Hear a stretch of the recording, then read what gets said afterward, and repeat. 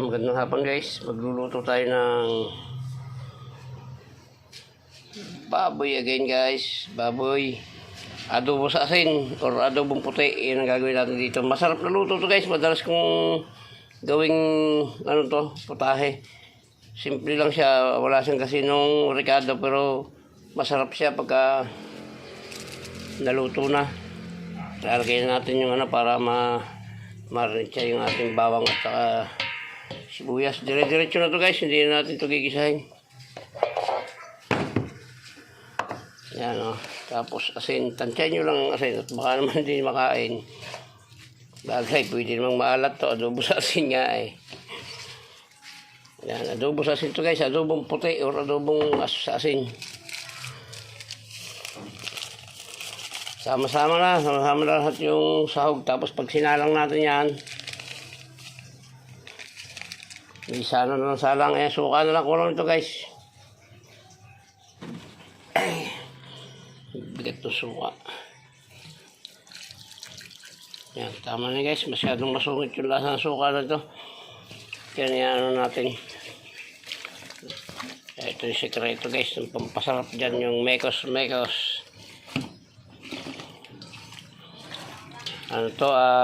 Kulang 2 kilo. Kakaunti ito guys pag naluto to, pero masarap naman. Kaya hayaan lang muna natin siyang ganyan. At mamaya sasalang natin yan. So guys, sasalang natin. Hindi na natin ginisayan guys. Pagka kulang yung mantika niya, dadagdagan na lang natin kaunting mantika. Against the light. Lagyan natin isang tasang tubig guys para mas mabilis yan lumambot. Sakto na siguro yan, isang tasa lang. Yan guys, medyo matagal-tagal pa ito. Patutuyuin natin yan. Okay lang yan para lumambot siya ng gusto.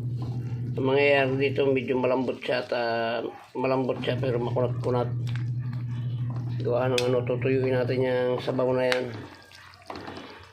Pagka hindi lumabas yung sarili niyang mantika guys, dadagdagan natin ng kaunting mantika yan para pampapula. Pero palagi ko naman lalabas dahil may mga taba naman yan. Ngayon, hayaan lang muna natin siya ulit. Mahina lang ipon niya guys kasi baka masunog. Para mas mabilis lumambot. Atakpan ulit natin. Ayan guys natuyo na. Papupulahin natin. Ayan, marami na yatang mantika. Pero papatakan natin ng kaunti para mapalabas na yung kapwa mantika ng baboy. Kaunti lang.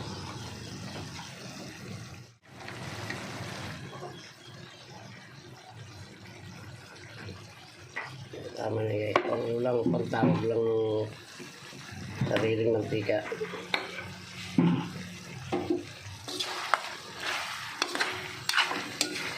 Masarap to guys. Mas masarap to sa adobong may tuyo.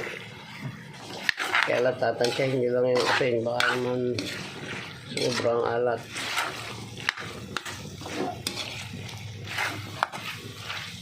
Kaya ganyan lang yun guys. Parang patuloy lang ang halo.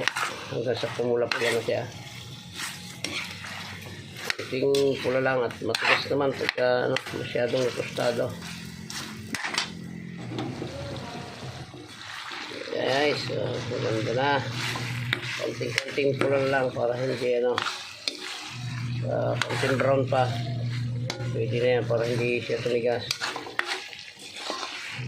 Yung mantika niya guys, pwede rin pa sabaw sa kanin yan. Gitna natin yung mga taba para lumabas yung mantika.